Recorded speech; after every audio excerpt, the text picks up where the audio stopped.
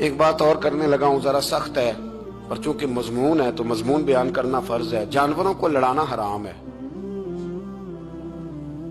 حضرت عبداللہ ابن مسعود رضی اللہ تعالیٰ عنہ روایت بیان کرتے ہیں، فرمایا لعنتی ہے وہ شخص جانوروں کو آپس میں لڑاتا ہے، وہ لعنتی ہے جو جانوروں کو آپس میں اور آپ اس ملک میں رہتے ہیں جہاں کروڑوں روپے کی شرطیں لگتی ہیں جانوروں کی لڑائی میں، جانوروں کو اذیت دی جاتی ہے، تکلیف دی جاتی ہے، کبوتر اڑائے جاتے ہیں، اور بڑا انعام اس کو ملتا ہے جس کا کبوتر دیر کے بعد آئے۔ کبوتر باز کبوتر کو بیٹھنے نہیں دیتا۔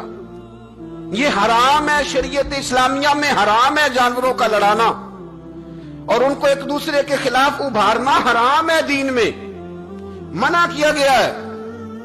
آپ جانور کو اگر پالیں گے بھی تو اس حد تک پالیں گے کہ جس حد تک اس کو کسی اذیت میں مبتلا نہ کیا جائے۔ کتوں کی لڑائی کرائی جاتی ہے، مرغوں کی لڑائی کرائی جاتی ہے، جانوروں کو اذیت پہنچتی ہے، بیلوں کی لڑائی ہوتی ہے، سینگ ٹوٹ جاتے ہیں، لہو اتنا بہتا ہے جانوروں کا کہ دیکھا نہیں جاتا، لیکن سامنے بیٹھنے والے تالیاں بجا رہے ہیں۔ یہ تو بڑے سخت دل لوگوں کے رویے کہ جانور کا خون بہ رہا ہے اور آپ تالیاں بجا رہے ہیں۔ مرغے بیچارے کی چونچ لہو لہان ہو گئی ہے، سامنے والے نے اتنا مارا ہے اور یہاں تالیاں بج رہی ہیں کہ میرا جیت گیا ہے، بجائے اس کے کہ اس کو پٹی کی جاتی، اس کو دیکھا جاتا۔ یہ تو سنگ دل لوگوں کا کام ہے۔ ہم تو رحمت للعالمین نبی کے غلام ہیں صلی اللہ علیہ وسلم۔ ہمارے دین نے تو ہمیں یہ مزاج ہی نہیں دیا۔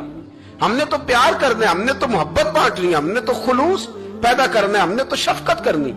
جانور پر رحم کھایا جائے گا، اس کا خیال رکھا جائے گا۔ پھر آگے چلیے، میرے نبی پاک علیہ الصلوۃ والسلام نے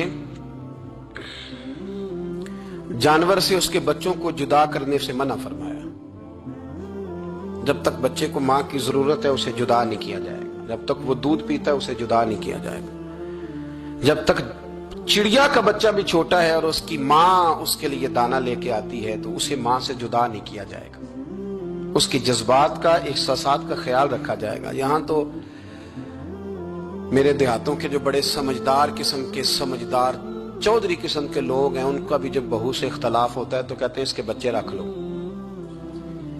یہ جب خود روئے گی تو لوٹ کے آ جائے گی۔ جس محبوب نے جانور سے اس کے بچے جدا کرنے سے منع کیا، ماں سے بچے جدا کر رہا ہے۔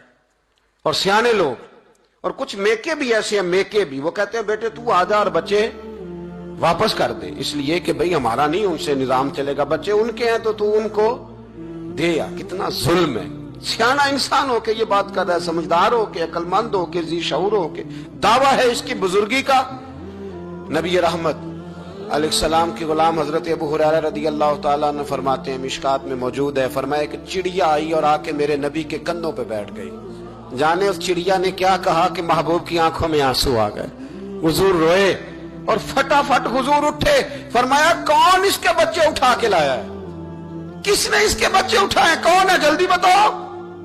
تو حضرت ابو ہریرہ کہتے ہیں ایک صحابی ہے کہ یا رسول اللہ مجھے ذرا پسند آ گئے تھے تو میں اٹھا لایا ہوں۔ حضور نے فرمایا اسے واپس کر دے، ورنہ یہ میری بارگاہ میں شکایت کر رہی ہے تو قیامت میں بھی تیری شکایت کرے، اور جا وہیں رکھ کے آ جہاں سے تو اٹھا کر کے لایا تھا۔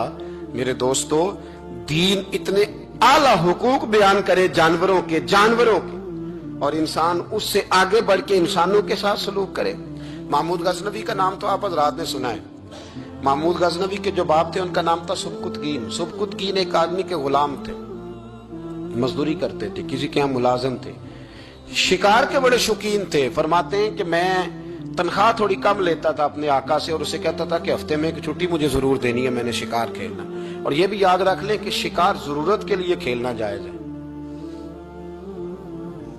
شوق کے لیے کھیلنا جائز نہیں ہے۔ آپ شوق کے لیے جانور مار کے گھر آ گئے، شوق کے لیے جانور مارا اور گھر آ گئے۔ معاذ اللہ تعالیٰ ایسے بھی شہزادے ہیں سیاستدانوں کے، سیٹھوں کے، نوابوں کے، جو کہتے ہیں کہ ابھی وہ کوئی کھانے کے لیے تھوڑی شکار کر رہا ہے، وہ تو نشانہ پکا کر رہا ہے اپنا۔ معاذ اللہ نشانہ سمجھ کے جانور کو مارا جائے گا۔ اور یہاں تک باتیں سننے میں ملتی ہیں کہ جانور باندھا جاتا ہے، اس پہ نشانہ کیا جاتا ہے۔ رسول پاک علیہ السلام نے لعنت فرمائی ایسے شخص پر جو بندھے جانور پر نشانہ لگاتا ہے۔ یہ ہمارے شوق ہیں، یہ بڑائی کی علامت ہے۔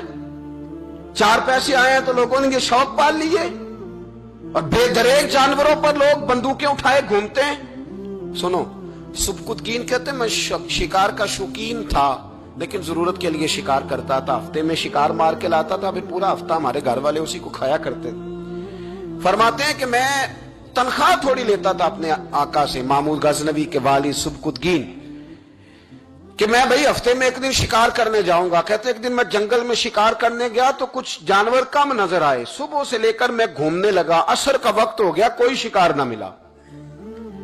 अब मेरे दिल के अंदर यह डर था कि अगर मगरिब मुझे यहीं हो गई तो मुझे कोई दरिंदा, कोई जानवर परेशान करेगा। इसी परेशानी के आलम में मैं दाएं बाएं देख रहा था कि हरनी का एक बच्चा मुझे नजर आया। मैंने झट से वो हरनी का बच्चा ही उठा लिया कि आज यही शिकार करूंगा। कहते हैं मैंने उसे घोड़े के आगे रखा, अपने आगे गर्दन की जानिब, और मैंने घोड़े की लगामें इस तेजी से घुमाई कि सर पट घोड़ा दौड़ाया ताकि मगरिब से कबल मैं शहर में पहुंच जाऊं, ये जंगल का इलाका गुजर जाए। कहते हैं मैं बड़ी गर्मी थी, बड़ी प्यास लगी, पर पानी ना पिया ना घोड़े को पिलाया। सर पट दौड़ाया इस डर से कि कहीं ऐसा ना हो कि मैं जंगल में मुझे शाम हो जाए। कहते हैं जब मैं शहर से बाहर पहुंच गया तो मगरिब का वक्त भी शुरू हो गया। कहते हैं अभी मैं पहुंचा ही था, मैंने वहां घोड़े को रोका, खुद भी पानी पिया, जानवर को भी पिलाया।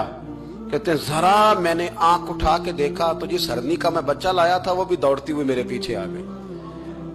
कहते हैं वो पीछे मेरे खड़ी है, पता नहीं कहां से बेचारी दौड़ी। मेरा तो घोड़ा था और मैंने तो सांस भी नहीं लिया। 1.5 घंटा 2 घंटे मैं भगाता लाया इस जल्दी में कि बाहर आना है। कहते हैं पलट के देखा तो उसकी सांस फूली हुई हरनी की और ललचाई नजरों से मुझे देख रही है। दिल के एक कोने से आवाज आई कि आज तो 2 शिकार हो गए।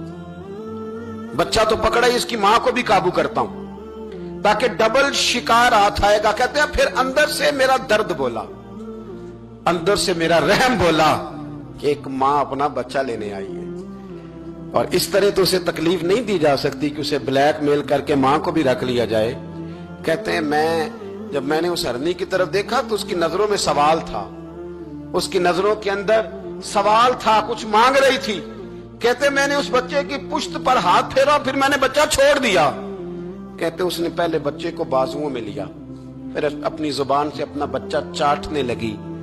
कहते हैं फिर वो जब जंगल की तरफ जाने लगी तो एक दफा उसने मेरी तरफ देखा, दूसरी दफा उसने आसमान की तरफ देखा। जिंदगी में मुझे इतना सुकून कभी नहीं आया था जितना आज आया। कहते मैं घर गया, इशा की नमाज पढ़ी, बावुजू मैं बिस्तर पे लेट गया।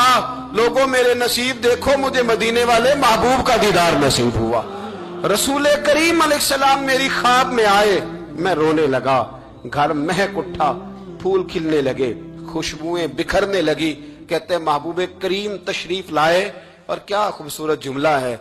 महबूब फरमाने लगे ओ सुबकुतगीन, अगर तुझे बादशाह बना दिया जाए तो इंसानों के साथ भी इसी तरह रहम करेगा ना जिस तरह आज हरनी के साथ किया है।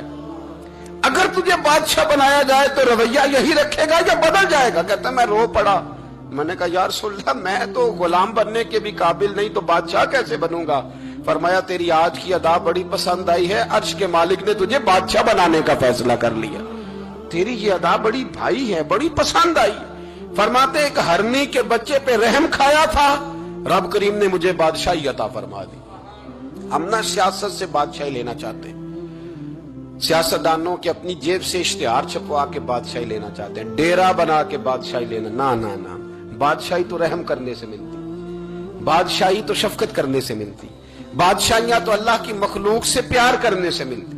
बादशाहियां हजरत इमाम अहमद बिन हंबल रहमतुल्लाह तआला अलैह फरमाते मैंने मावरा उन नहर एक मुहद्दिस का तज़किरा सुना कि वो मेरे महबूब की हदीसें बयान करते हैं। तो कहते हैं मैं शौके इल्म में उनकी बारगाह में पहुंचा। जब मैं गया तो कुत्ते को खाना खिला रहे थे, मैंने सलाम ली तो उन्होंने जवाब तो दिया पर कोई इतनी तवज्जो नहीं की मेरी तरफ। मेरे दिल में ख्याल आया मुहद्दिस हैं और कुत्ते के साथ इतना प्यार कर रहे हैं, मेरी तरफ देखा ही नहीं। तो फरमाते हैं वो कुत्ते को खाना खिला के फारिग हुए तो मेरी तरफ देख के कहने लगे अहमद बिन हंबल, मेरे इलाके में कुत्ते नहीं रहते, कुत्ते दूसरे शहर में ज्यादा पाए जाते हैं, ये भूखा था तो इधर आ गया था।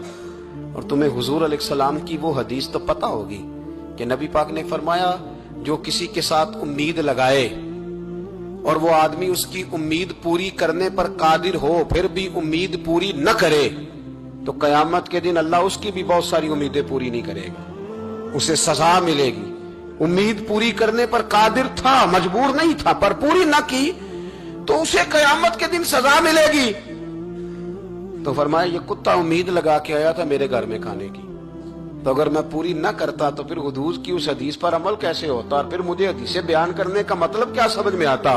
इमाम अहमद बिन हंबल रहमतुल्लाह तआला अलैह फरमाते हैं, मैंने कहा उस्ताद जी इजाजत दे दें। कहा किधर आए थे? कहा हुजूर जिस काम आया था ना वो मेरा बड़ा ही अच्छा हो गया है, वो बड़ा शानदार हो गया। जो हदीस भी आपने बयान कर दी, और सिर्फ बयान नहीं की, आपने तो अमल करके भी दिखा दिया है। आपने तो उस हदीस पर मनोवन अमल करके भी दिखा दी। जानवर के साथ उसने सलूक करना, उसके साथ प्यार करना, जानवरों का ख्याल रखना। कुछ जानवर मूजी होते हैं, शरीयत ने उन्हें मारने की इजाजत दी है, इजाजत दे दिया। जो जानवर तकलीफ देता है, अजियत देता है, उसे मारा जा सकता है, उसको हटाया जा सकता है, लेकिन जानवर के हुकूक का लिहाज करना, उस पर रहम खाना, उस पर तवज्जो देना। मैं बरतानिया के एक शहर की तरफ जा रहा था, तो रास्ते में ना ट्रैफिक बंद हो गई। तो आपको पता है मैप वगैरह निकल आए हैं, तो मैप से पता चल जाता है कि किस रोड पे रश ज्यादा है, किस पे रश कम है। तो मैंने अपने ड्राइवर से ये शिकवा किया कि मियाँ तुम तो कहते हो ये रास्ता साफ है, तो ये यहाँ तो ट्रैफिक है। कहने लगा हजरत साहब पहले नहीं थी, अभी हुई है, तो पता कर लेता हूँ। उसने नेट पर कोई चीज लगाई तो जवाब ये आया कि रोड पे ना आगे कुत्ते का एक्सीडेंट हो गया और एम्बुलेंस आ रही है कुत्ता उठाने के लिए। तो जैसे ही कुत्ता उठा के ले जाएगी ना, रोड खोल दिया जाएगा। मुझे ना शर्म आई मुझे, एहसास ने मुझे परेशान कर दिया। वो कहने लगा हजरत मैंने कोई ऐसी बात तो नहीं कर दी, आप तो परेशान हो गए। मैंने कहा यार परेशान इसलिए हुआ हूं कि काफिरों का मुल्क है, कुत्ते का एक्सीडेंट हुआ है तो एम्बुलेंस कुत्ता उठाने आ गई है। और मुसलमानों के मुल्क में कुत्ता अगर रोड पे एक्सीडेंट हो जाए तो वो गाड़ी के टायरों के साथ मसला तो जाता है, पर मरे हुए को भी साइड पे कोई नहीं करता। मेरे वतन अजीज में, मेरे मुल्क के अंदर कुत्ता अगर उसका एक्सीडेंट हो गया तो टायरों के साथ ही वो जाएगा।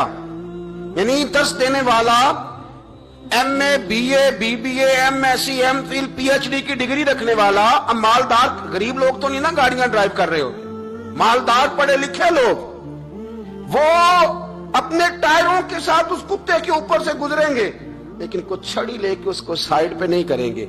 और हमारे कोई फलसफे सुने तो हमसे ज्यादा अच्छा बयान ही कोई नहीं कर सकता। हमारी को लबो लहजा देखे तो हमसे ज्यादा अच्छी नसीहत करेगा कोई नहीं। लेकिन उसको एक जगह पे मैंने कहा एक संगी से कि यार जरा थोड़ा रुको, इसको साइड पे कर दो। तो कहने लगे मेन रोड पे कैसे रुकें? तो मैंने कहा हेलमेट गिर जाए तो फटाफट रुक जाते हो, थैला गिर जाए ना कभी सामान वाला तो यूं करके गाड़ियां ब्लॉक कर देते हो, अगरचे वो 150 रुपए का ही माल क्यों ना हो।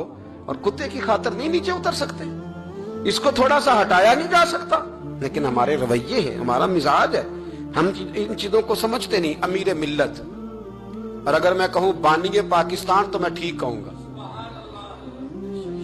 बानिए लॉर्ड था एक उस वक्त अंग्रेजों का बड़ा, पीर जमात अली शाह साहब मुहद्दिस अली पूरी भी पाकिस्तान की तहरीक चला रहे थे और कायदे आजम भी चला रहे थे। तो लॉर्ड ने कायदे आजम से कहा था कि कायदे आजम मुझे तेरी सियासत से इतना डर नहीं आता जितना जमात अली शाह के दीन से डर आता है। तो फजर का वक्त मांगने का है, तो सारी रात तो गुजर गई गेमें खेलते, टीवी देखते, और जो लेने का वक्त था तू सो गया, तो कैसे आएगा तेरे पास? तो उठे सवेरे, बंदों से मांग के देख लिया, बड़ी इज्जतें खराब हुई। फजर का वक्त उठ के झोली फैलाए। मेरे रसूल पाक अलैहिस्सलाम फरमाते, रब फरमाते जब बंदे मेरे आगे झोली फैलाते मुझे शर्म आती है, कैसे खाली वापस कर दूं। तो उसके सामने झोली फैलाए, सवेरे उठे, रिस्क में बरकत होगी। और फिर एक और बात, पांचवी बात, रिस्क में तंगी उस वक्त होती है जब हम माल गलत जगह पे खर्च करते हैं। अल्लाह माल देता है अपने फजल से, और जब हम उसे जाया करें, मिसाल देता हूं, मेरे पास एक शख्स ने आके कहा हजरत बच्ची की शादी है, या मेरा घर में कोई बीमार है, या बड़ी आजमाइश है, 10,000 की जरूरत है, मैंने थमा दिया उसको। फिर मुझे बाद में पता चला कि ओहो वो तो अय्याशी कर रहा है पैसों से, वो तो चला गया कहीं घूमने और फलां होटल में, महंगे होटल में बैठ के खाना खा लिया। तो मेरे दिल पे क्या गुजरेगी उस शख्स के बारे में? बिला मिसाल और बिला तशबीह समझाने के लिए अल्लाह ने माल दिया फजल से, और अगर अय्याशियों में लगा दिया। सूफिया फरमाते हैं कि अगर एक धेला तू हराम जगह पे खर्च करे ना, एक धेला, तो 1,00,000 दिनार की बरकत तेरे घर से उठ जाती है। ایک دھیلا حرام جگہ پہ. یہ جو گویوں پہ پیسے پھینکتے ہو حلال ہے؟ چلے بینڈ باجا تو شادی پہ آپ نے اپنی مرضی سے بند کرنا ہے یا بجانا ہے، لیکن گویوں پہ جو پیسے پھینکتے ہو جائز ہے؟ بولے تو وہ پھر کہتے روتے ہیں بعد میں لوگ کہ پتہ نہیں کیا ہوا، شادی کے بعد پیچھے پیچھے آئے. تو میں نے کہا شادی کے بعد اس لیے پیچھے پیچھے ہاتھ ہو گیا کہ شرابیں بڑی پی گئی، شادی پہ تباہی بڑی اتری، تو پھر اللہ کی رحمت ناراض ہو گئی. اور اس پر میں قرآن مجید کی آیت پڑھتا ہوں. رب فرماتا ہے وَمَنْ أَعْرَضَ عَنْ ذِكْرِي فَإِنَّ لَهُ مَعِيشَةً ضَنْكًا، بڑی سخت آیت. وَمَنْ أَعْرَضَ عَنْ ذِكْرِي، فرمایا جب تم میرے تذکرے سے، میرے ذکر سے منہ پھیر لیتا ہے، فَإِنَّ لَهُ مَعِيشَةً ضَنْكًا، تو میں تیری معیشت کو، تیرے رزق کو تنگ کر دیتا ہوں، تو تیری زندگانی تنگ ہوتی. اور جس کی زندگی اللہ تنگ کرے اس کی کوئی کھول سکتا ہے؟ کہتے ہیں بڑی جگہوں پہ گیا ہوں، بڑی پھوکے مروائی، بڑے دم کرائے، حالات صحیح نہیں ہوتے، تو مسجد آ کے توبہ کر.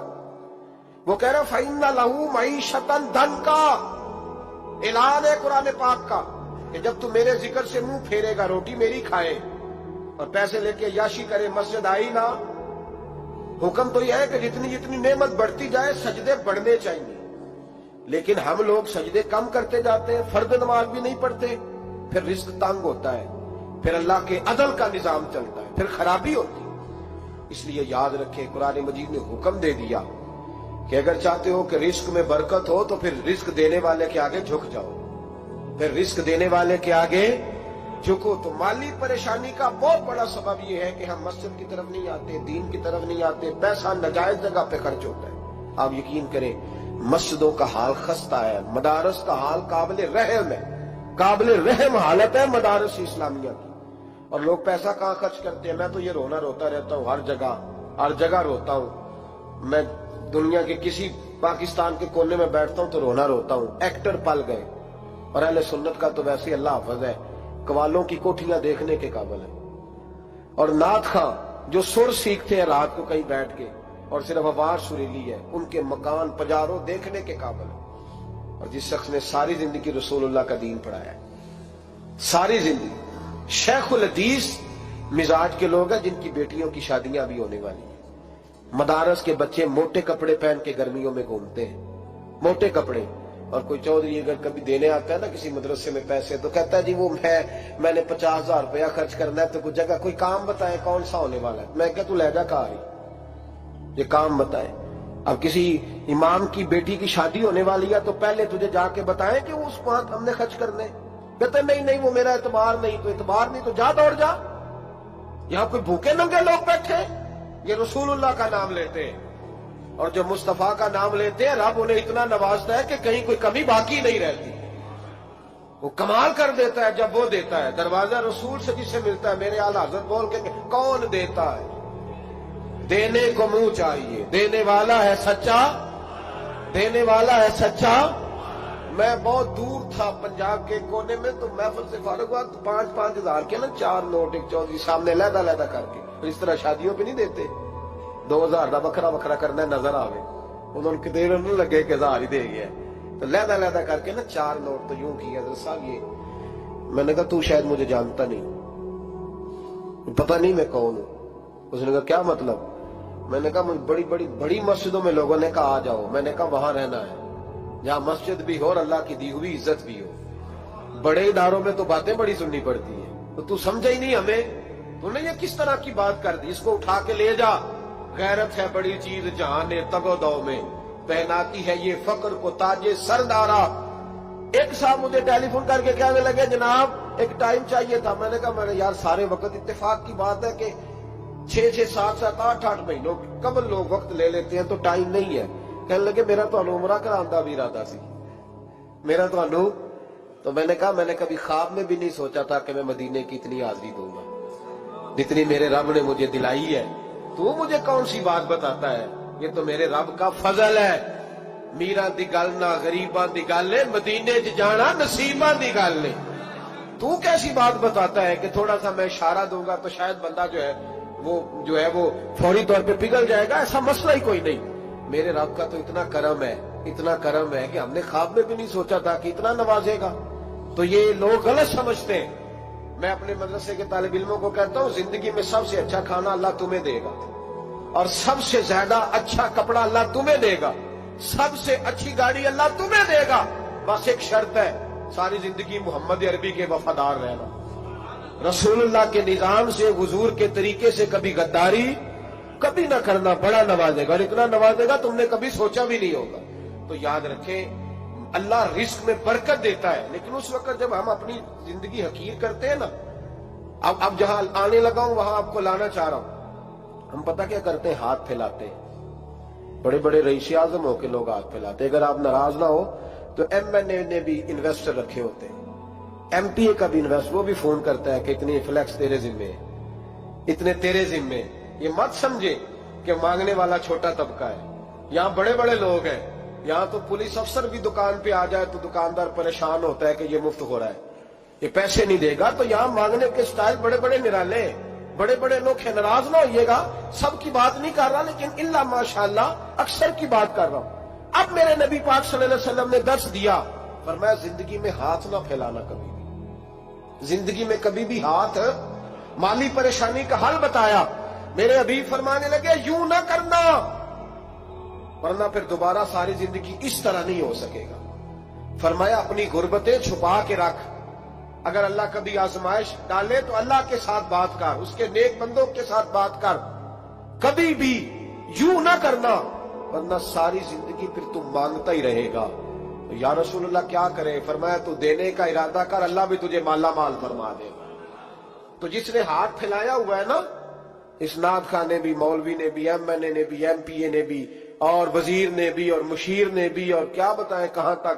ہمارا تو وزیر اعظم کسی ملک چلا جائے تو اگلا ملک پریشان ہو جاتا ہے کہ شاید کچھ لینے آیا ہے. جن کو آج یوم پاکستان ہے, پاکستان مانگنے کے لیے نہیں بنا تھا, یہ دینے کے لیے بنا تھا. یہ تو دینے کے لیے بنا تھا. یہ تو وہ سلطنت بنائی گئی تھی جو درویشوں نے قائم کر دی, اور اس ملک کو بھکاری بنا دیا ہے. لیکن ہم پھر بھی مایوس نہیں, یہ مٹی بڑی حسین ہے. انشاءاللہ تعالی یہاں سے ایسے پھول کھلیں گے کہ ساری دنیا کو خوشبو جائے گی. اس دھرتی سے انشاءاللہ تعالی ایسے درخت اگیں گے کہ سارا زمانہ سائے میں بیٹھے گا. میں دور نہیں نکلنا چاہتا. تو ایک رزق کی تنگی کا معاملہ یہ ہے کہ ہم مانگتے ہیں. کچھ لوگ اس لیے بھی کسی سے سوال کر لیتے ہیں کہ کوئی کہے نا امیر بڑا ہے. سوال شادی کا موقع آتا ہے تو 2-4 دوستوں کو فون کر لیتے ہیں, پھر رشتہ داروں کو بتاتے پھرتے ہیں کہ میں نے تو قرضہ پکڑ کے نکاح کیا, قرضہ پکڑ کے رجسٹری کرائی ہے, تاکہ لوگ. تو جب تو ایک دفعہ مانگ لیتا پھر ساری زندگی تیری مالی مشکلات حل نہیں ہوتی. ایک وجہ یہ ہے. اب آئیے ان پریشانیوں کے کچھ روحانی علاج ہیں. 2-1 باتیں عرض کروں. سورہ طلاق 2-3 نمبر آیت کی گھر جا کے تلاوت کریں. رب کریم نے فرمایا وَمَن يَتَّقِ اللَّهَ يَجْعَل لَّهُ مَخْرَجًا, فرمایا جب تو اللہ سے ڈرے گا تو اللہ ہر مشکل سے نکلنے کا تجھے رستہ عطا فرما دے گا. اور کیا خوبصورت انداز ہے قرآن مجید کا, اور ہم نے اس کا لاکھوں بار تجربہ کیا, 20 اور سینکڑوں بار یہ چیز ذاتی طور پر پریکٹیکل سے گزری. اللہ نے فرمایا ہر مشکل سے نکلنے کا رستہ بھی دے گا, وَيَرْزُقْهُ مِنْ حَيْثُ لَا يَحْتَسِبُ, اور اللہ تجھے وہاں سے رزق دے گا کہ تو نے کبھی سوچا بھی نہیں ہوگا. وَيَرْزُقْهُ مِنْ حَيْثُ لَا يَحْتَسِبُ, سے دے گا کہ تو نے کبھی سوچا بھی. ایک صحابی تھے حضرت عوف بن مالک رضی اللہ تعالیٰ, کہتے میرا بچہ کافروں نے قید کر لیا, گھر میں غربت پہلے بڑی زیادہ تھی, میں دروازہ رسول پہ آیا, حضور اب کیا کروں؟ تو کہتے ہیں نبی پاک نے فرمایا بھروسہ اللہ کی ذات پہ کر, توکل اللہ کی ذات پہ کر, اور گھر جا کے تسبیح لے کے میاں بیوی بیٹھ جاؤ اور پڑھو لا حول ولا قوت الا باللہ العلی العظیم, جاؤ پڑھو جا کے. کہتے میں گھر بیٹھا, ابھی چند تسبیحاں پڑھی تھی کہ دروازے پہ دستک ہوئی. دروازہ کھولا تو میرا بیٹا دروازے پہ کھڑا تھا. پلٹ کے دیکھا تو 400 بکریاں بھی لایا تھا. اور میں نے کہا بیٹا یہ کیسے آ گئی؟ کہنے لگے ابا جی مجھے ایک حویلی میں کافروں نے قید کیا ہوا تھا, میں بڑا پریشان تھا, لیکن ابھی تھوڑا دیر پہلے پتہ نہیں کیا ہوا, میں نے یوں ہاتھ لایا تو رسیاں کھل گئی. باہر نکلا ہوں تو 2-3 بندوں پہ نیند کا ایسا غلبہ تھا کہ بے ہوش ہو کے گرے ہوئے تھے. 400 بکریاں بھی تھی, میں نے دروازہ کھولا, بکریاں میرے ساتھ دوڑنے لگ گئی ہیں. تو میں 400 بکری بھی لے آیا ہوں, پلٹ پلٹ کے دیکھتا رہا ہوں, پر میلوں کا سفر ہوا وہ آئے ہی نہیں. تو والد کہنے لگے بیٹا چلو پہلے مصطفیٰ کریم سے جا کے پوچھ لیں, دیکھیں کیسے مالی مسئلے حل ہوتے ہیں. حضور سے جا کے پوچھیں کہ ہمارے لیے جائز بھی ہے کہ نہیں. کہتے ہیں دروازے رسول پہ جا کے ہم کھڑے ہوئے تھے کہ نبی پاک نے فرمایا دیکھا رب کریم کا فضل، دیکھا، فرمایا تیرا بیٹا بھی آ گیا، تیری غربت کا بھی حل ہو گیا ہے، یہ کافر کا مال ہے، اسے مال غنیمت سمجھ کے استعمال کر، تیرا ہی ہے۔ تو لا حول ولا قوت الا باللہ العلی العظیم پڑھیں تو رزق میں پڑھیں گے انشاءاللہ، بول کے بتائیے پڑھیں گے انشاءاللہ تعالی۔ لیکن سنی قوم تویز پہ لگ گئی ہے، کہتے ہیں وظیفہ پڑھنا پڑتا ہے، آپ لکھ کے دیں گلے میں ڈالنے کے لیے تاکہ وہ ڈالتا جاؤں اور میرے اوپر پیسوں کی بارش ہوتی جائے۔ وظیفہ پڑھیں، وظیفہ پڑھیں۔ سنیں ایک اور وظیفہ سنیں، امام قرطبی نے تفسیر قرطبی میں لکھا رزق کی برکت کا وظیفہ۔ امام قرطبی نے لکھا ہے حضرت انس بن مالک رضی اللہ تعالیٰ عنہ کہتے ہیں ایک شخص حضور کی بارگاہ میں آیا، کہا یا رسول اللہ صلی اللہ علیہ وسلم غربت بڑی ہے، بڑا دکھی ہوں، بڑا پریشان ہوں۔ تو حضور نے وظیفہ بتایا، فرمایا جب بھی گھر جاؤ نا گھر والوں کو سلام کہنی ہے، السلام علیکم، یعنی کب کہنی ہے؟ جب بھی جاؤ۔ کب کہنی ہے؟ یعنی گھر سے نکلے ماچس لینے کے لیے، واپس آ کے کہنا السلام علیکم۔ پھر گھر والوں نے کہا ہو یاد نہیں رہا تھا، وہ تو چینی بھی ختم ہو گئی ہے، پھر گئے چینی لینے تو واپس آ کے پھر السلام علیکم۔ انہوں نے کہا خو ناراض نہ ہوئیے گا، پتی بھی نہیں چائے کی، اب واپس گئے تو پھر واپس آ کے کیا کہنا ہے؟ تو نبی پاک صلی اللہ علیہ وسلم نے فرمایا جب بھی گھر جا السلام علیکم کہے اور 3 دفعہ سورۃ اخلاص پڑھ دے، اور سورت بھی وہ بتائی جو سب کو آتی ہے، قل هو اللہ احد اللہ الصمد لم یلد ولم یولد ولم یکن لہ کفوا احد، 3 دفعہ یہ پڑھ دے۔ صحابی بڑے سیانے تھے، بڑے مسئلے حل کرتے تھے ہمارے، فٹافٹ بول پڑے وہ صحابی، کہنے لگے حضور میری تو چھوٹی سی فیملی ہے، کئی دفعہ بچے گھر نہیں ہوتے، ننیال گئے ہوتے ہیں، تو پھر کیا کروں؟ حضور نے فرمایا جب گھر میں کوئی نہ ہو تو اپنے نبی پہ درود و سلام پڑھ دینا، تیرے نبی کا کرم تو تیرے گھر میں ہوگا نا۔ حضرت انس بن مالک رضی اللہ تعالیٰ عنہ فرماتے ہیں کہ ہم انتظار میں تھے کہ بندہ واپس آئے اور رزلٹ بتائے۔ کہتے ہیں وہ کچھ دنوں کے بعد واپس آئے تو عجیب بات کی انہوں نے، ہمسایوں سے کئی دفعہ بندے کی نہیں نا اتنی بنتی، اور کئی دفعہ لگتا ہے کہ میرا ہاتھ اوپر ہی رہے، یہ کہیں مجھ سے تگڑے نہ ہو جائے۔ کہتے ہیں وہ آئے تو نبی پاک صلی اللہ علیہ وسلم نے کہا کیا حال ہے تیرا؟ تو عرض کرنے لگے یا رسول اللہ صلی اللہ علیہ وسلم وظیفہ تو میں نے اپنے لیے پوچھا تھا اور میرے تو ہمسائے بھی امیر ہو گئے، حضور تو میں نے اپنے لیے پوچھا تھا اور میرے دائیں بائیں والے لوگوں کو بڑی برکت ہوئی ہے۔ تو میرے محبوب مسکرانے لگے، حضور فرمانے لگے گویا برکتیں تیرے گھر میں جب برسی ہیں تو چھن چھن کے ان کا فیض اللہ نے تیرے ہمسایوں کو بھی عطا فرمایا۔ مشکل تو نہیں وظیفہ؟ کیا کرنا ہے؟ تو سا نہیں آکھنا مشکل لگتا مجھے، تسی کر دینا سلام لو، تسی کہنا بندے اسی ہیں سلام اسی لویے، تسی لو جاؤ کے دوبارہ گھر جا کے کیا کرنا ہے؟ چلے کچھ نہ کچھ 55% بولے ہی ہے ماشاءاللہ۔ کیا کریں گے؟ السلام، اور پھر کیا پڑھنا ہے؟ سبحان اللہ۔ 3 دفعہ سورۃ اخلاص پڑھ دیں، فرمایا اللہ برکت پیدا کر دے گا۔ اب سنیں، ایک دوست آئے، کہنے لگے حضرت جی بڑے پیروں کے پاس گیا ہوں، مالی مسئلہ حل نہیں ہوتا، تو میں نے کہا میں تجھے نبی پاک کی بارگاہ میں نہ لے جاؤں، پیروں کے پیر کے پاس نہ چلے جائیں۔ میں نے کہا سن تیرا مالی مسئلہ حضور حل کر دیتے۔ مشکات میں حدیث ہے، ایک صحابی نے کہا حضور غربت ہے، فرمایا روز رات کو سورۃ واقعہ پڑھ، تیرے گھر میں فاقہ نہیں آئے گا۔ اور یار بتاؤ جب نبی پاک نے کہہ دیا نہیں آئے گا تو آئے گا، حضور نے کہہ دیا نہیں آئے گا تو آئے گا، اللہ اکبر، آ ہی نہیں سکتا۔ تو وہ والا وظیفہ پڑھ جو مصطفیٰ کریم نے بتایا ہے، اور رب کریم کی بارگاہ میں گویا نیت ہو کہ یا اللہ میں کوئی خود تو نہیں نہ پڑھ رہا، تیرے نبی نے بتایا ہے، سورۃ واقعہ پڑھ، تیرے گھر میں فاقہ۔ حضرت عبداللہ ابن مسعود رضی اللہ تعالیٰ عنہ بیمار ہو گئے، شدید بیمار، اور بیٹیوں کے باپ تھے، بیٹیاں زیادہ تھیں۔ حضرت عثمان غنی رضی اللہ تعالیٰ عنہ کا دور خلافت تھا، جناب عثمان غنی تیمارداری کرنے آئے اور کہنے لگے عبداللہ آپ بڑے بیمار ہیں، ابن مسعود آپ بڑے علیل ہیں، کچھ پیسے نہ بھیج دوں خزانے سے؟ تو حضرت ابن مسعود کہنے لگے ضرورت نہیں، کہا آپ کی بیٹیاں ہیں کام آئیں گے۔ تو آپ فرمانے لگے میں نے بیٹیوں کو خزانہ دے دیا ہے۔ کہا کیا خزانہ دیا ہے؟ کہنے لگے میں نے اپنی بیٹیوں کو پابند کر لیا ہے، وہ رات کو روز سوتے وقت سورۃ واقعہ پڑھ کے سوتی ہے۔ تو نبی پاک نے کہا فاقہ نہیں آ سکتا، تو لہذا میری بیٹیوں پہ کبھی فاقہ نہیں آ سکتا۔ تو روز یہ تو کہتے ہو داماد جی سے کہ بھئی آپ مہربانی کرو کو خرچہ بڑھاؤ، بچی بڑی پریشان ہے، تو بچی کو بھی ایک خزانہ دے دو, اس کو بیٹے روز رات کو سورت واقعہ پڑھا کر, رات سورت واقعہ پڑھے, صبح سورہ ملک پڑھے, دن کے وقت سورت بقرہ پڑھے. میرے نبی پاک صلی اللہ علیہ وسلم نے فرمایا جس گھر میں سورت بقرہ پڑھی جائے جن تو کیا شیطان بھی دوڑ جاتا ہے. تو کوئی جادو اثر کر سکتا ہے؟ تو ان وظیفوں پہ عمل کریں جو نبی پاک صلی اللہ علیہ وسلم نے ہمیں عطا کیے ہیں.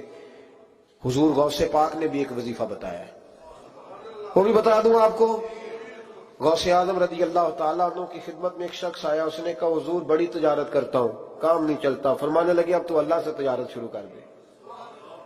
کیا مطلب؟ فرمانے لگے 10 کمائے تو ایک اللہ کے رستے میں دے, رب کریم اس کے بدلے میں تجھے 70 عطا فرمائے گا.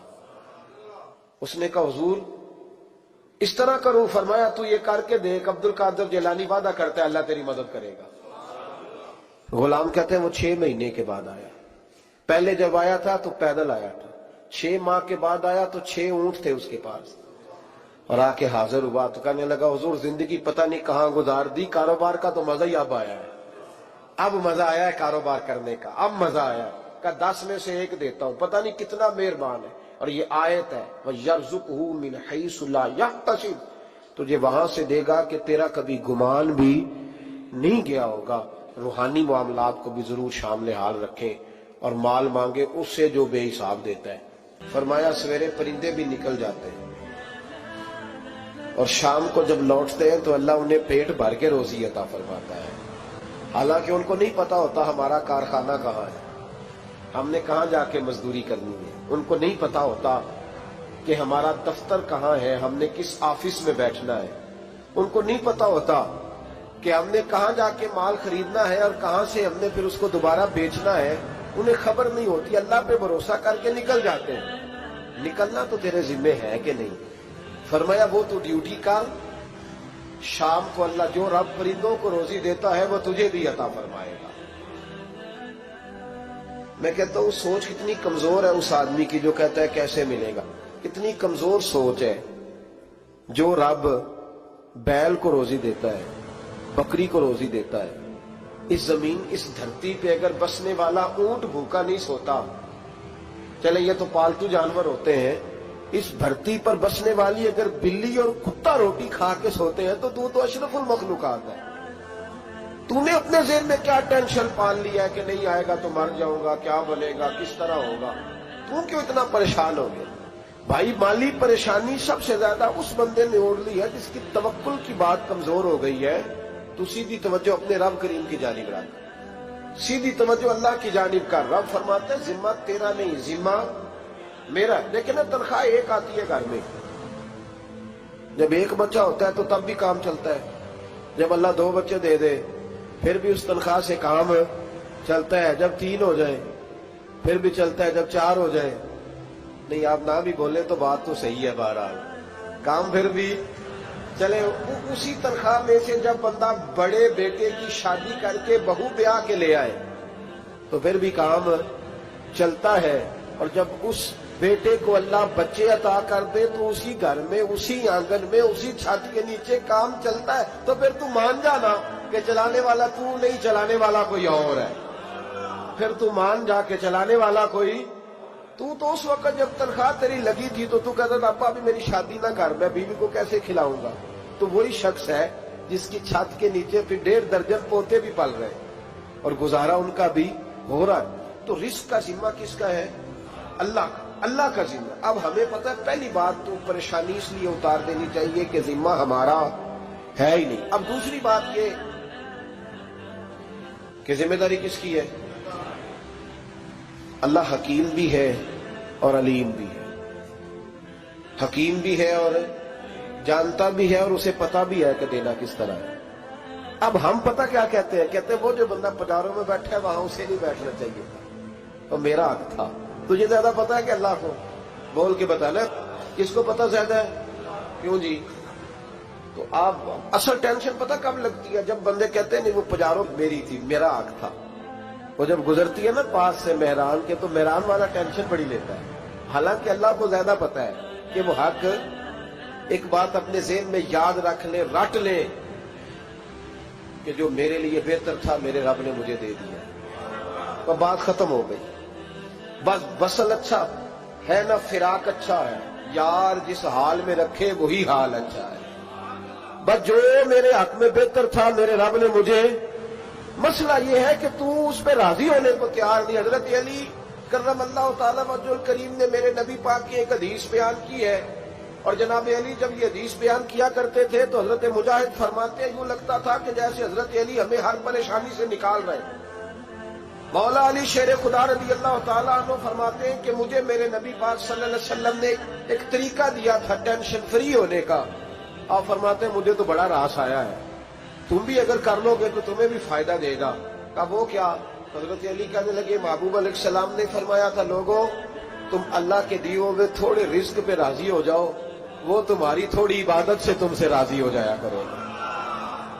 بس تم 2 نفل بھی پڑھو گے تو اللہ راضی ہو جائے گا، تم 1 رکوع بھی سویرے اٹھ کے پڑھو گے تو وہ راضی ہو جائے گا، وہ تمہارے 313 درود شریف سے راضی ہو جائے گا، تم اس کے دیے ہوئے تھوڑے رزق سے راضی ہو جائے۔ ٹینشن اس لیے ہوتی ہے کہ ہم راضی نہیں جو اس نے ہمیں دیا ہے۔ وہ حل میں مزید کی جو دوڑ ہے نا، حل میں مزید کی، بے قدرہ کچھ قدر نہ جاتی، کیتی خوب تسلی ہو، دنیا دار پجاری زردے، کتیاں دے گل ٹلی ہو، بک بک روشن اکھیاں تکیو ویک حویلی کلی ہو، تے کوچ نصیر اساں جد کیتی پہ جانی تھر تھلی ہو۔ تو یاد رکھیں یہ جو ہے نا مصیبت کے مال آ کیوں نہیں رہا، وہ سامنے والا پلاٹ میرے گھر کے سامنے ہے گھر کے سامنے، پر رجسٹری میرے نام کیوں نہیں؟ یہ مصیبت سانس نہیں لینے دیتی۔ موٹر سائیکل کھڑی کرتا ہے نا جب آ کے دکان سے روٹی کھانے آتا ہے، دفتر سے گھر آتا ہے، کاروبار سے آتا ہے، تو جہاں موٹر سائیکل کھڑی کرتا ہے وہ ٹینشن بڑی ہے کہ کبھی میری ہو جائے نا یہ والی جگہ تو میں یہاں بھی بورڈ لگاؤں اپنے نام۔ اس نے مالی پریشانی پیدا کی۔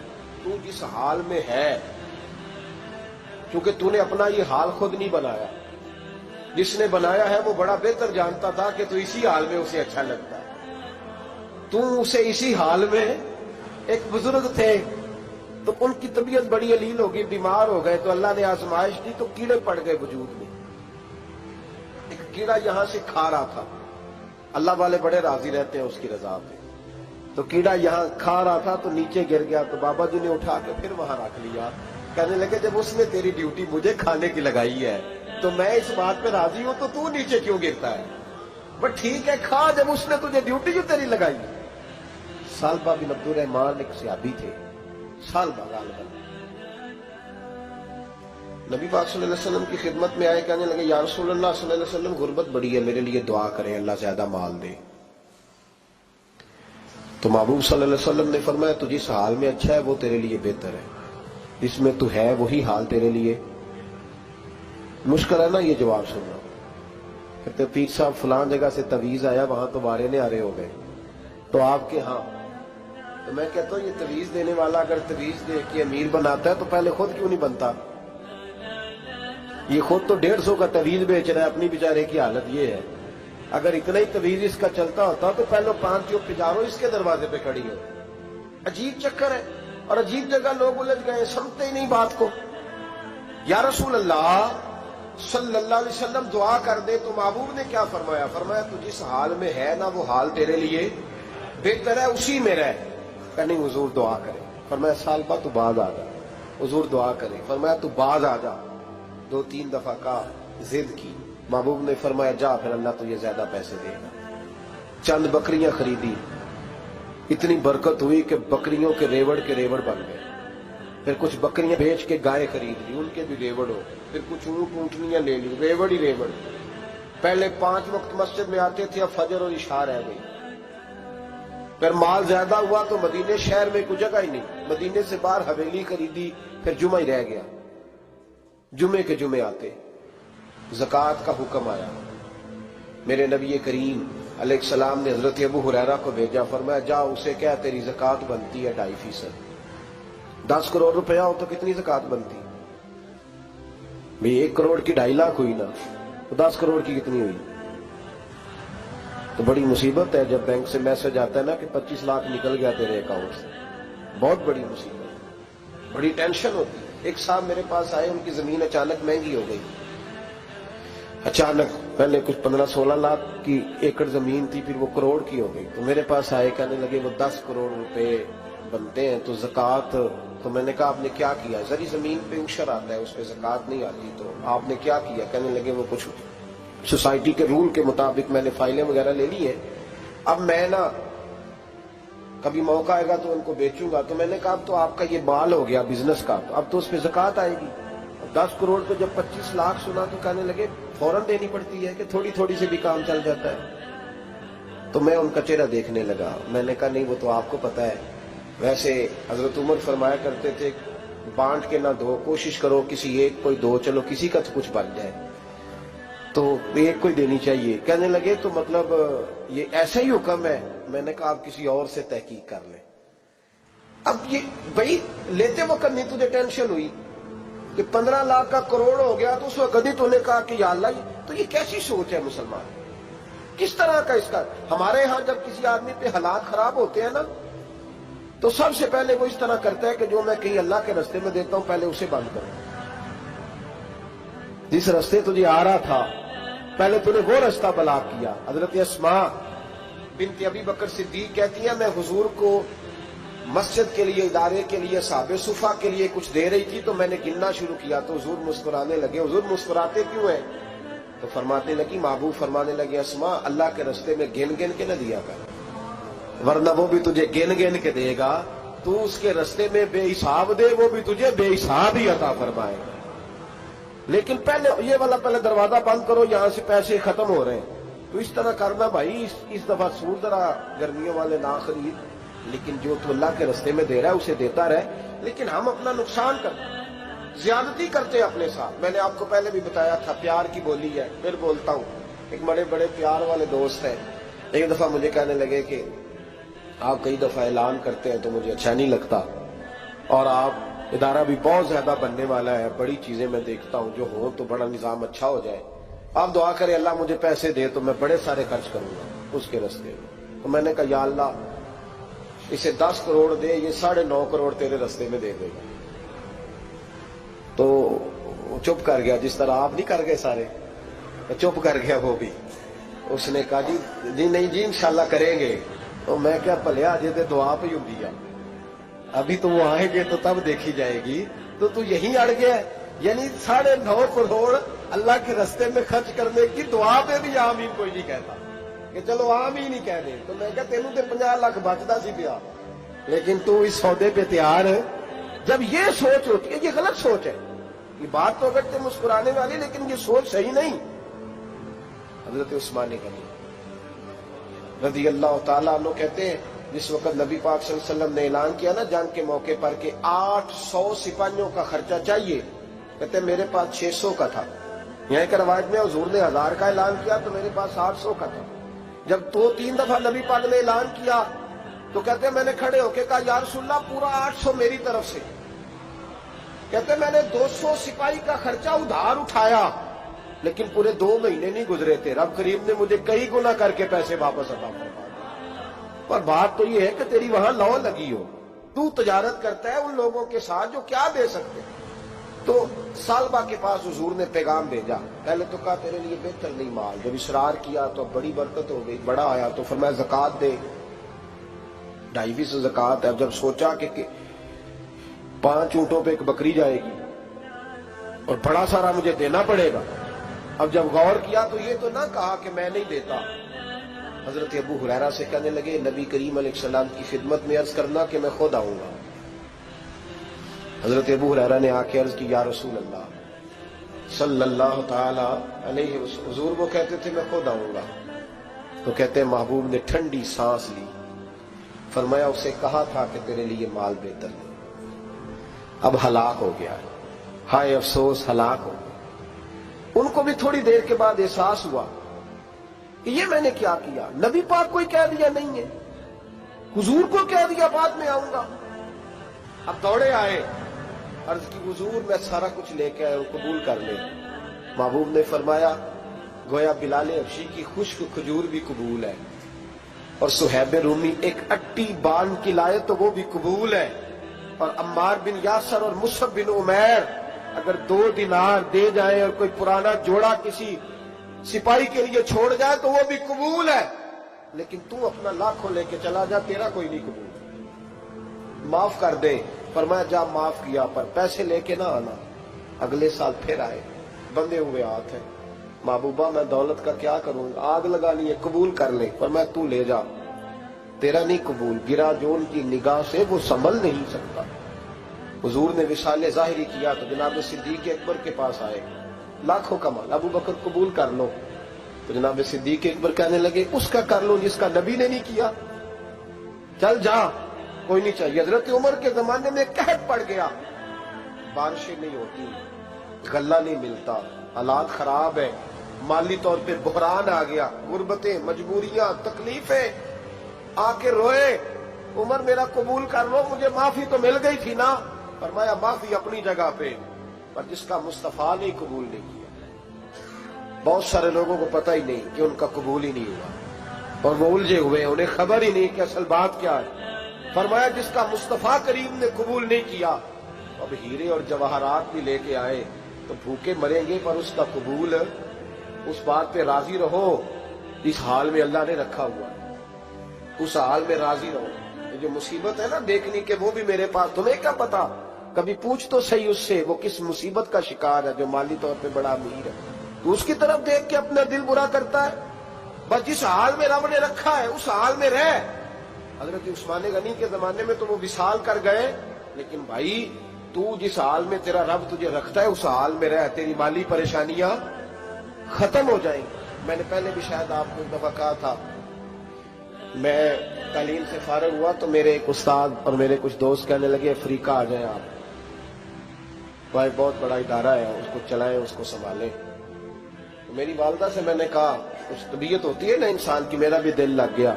मेरी अम्मा पढ़ी नहीं थी, लेकिन अल्लाह ने दानाई बड़ी अता फरमाई थी, हिकमत बड़ी थी, सियानी बड़ी थी। तो मैंने कहा अम्मा जी तो मुझे साउथ अफ्रीका की दावत हो रही है, तो आप क्या कहती हैं? उठ के मेरे पास आ गए और मुझे उन्होंने अपने बाजुओं में ले लिया, फिर मेरा माथा चूमा, कहने लगी पुत्र मैं तो वाल भी ना पोट के देवा किसी, हमने दौलत का क्या करना, तो अल्लाह का नाम लेके कहीं बैठ जा, रब करीम रौन के लगा देगा, खैर हो जाए। तो मेरे भाई याद रखें इन चीजों से थोड़ा सा देखें ना, कनात करें, जो अल्लाह ने दिया उस पर राजी हो जाए। अल्लाह बड़ा मेहरबान है, वो आसानियां कर दिया करता है। तो याद रखें मेरे रसूल करीम अलैहिस्सलाम ने एक तो हमें दर्स ये दिया है कि तू समझ जा, कुरान ने हमें बताया है कि रोजी तेरी जिम्मेदारी नहीं, रोजी किसकी जिम्मेदारी है? अल्लाह की। और दूसरी बात ये कि जो अल्लाह ने तुम्हें दिया है उस पर तू राजी हो जा, तेरी माली परेशानियां खत्म हो जाए।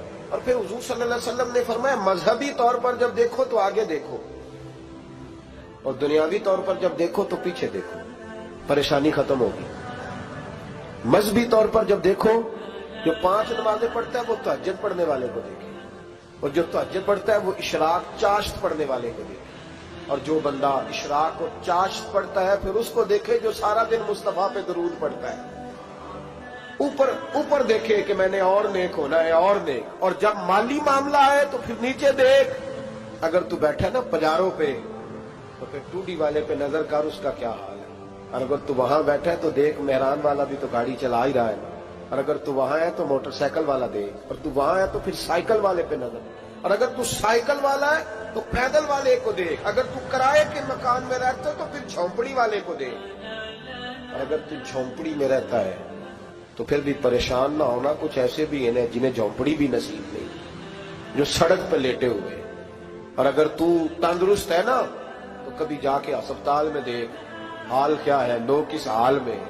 तो हम शुक्र नहीं अदा करते, उसका नुकसान क्या होता है, नेमतें चली जाती हैं। अल्लाह फरमाते लाइन शकर तुम लाज़ीदन्नकुम, तो शुक्र अदा कर मैं नेमतों में इजाफा कर दूंगा। तो भाई माली परेशानी का तीसरा सबब यह है कि हम देखते हैं माली तौर पर ऊपर, तो फिर हमें तबीयत बिगड़ती है। और फिर माली परेशानियों के कुछ और असबाब भी हैं।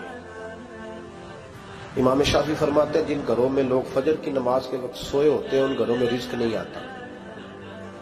आप फरमाते हैं फजर का वक्त अल्लाह के देने का वक्त है, उस वक्त अल्लाह बांटता है।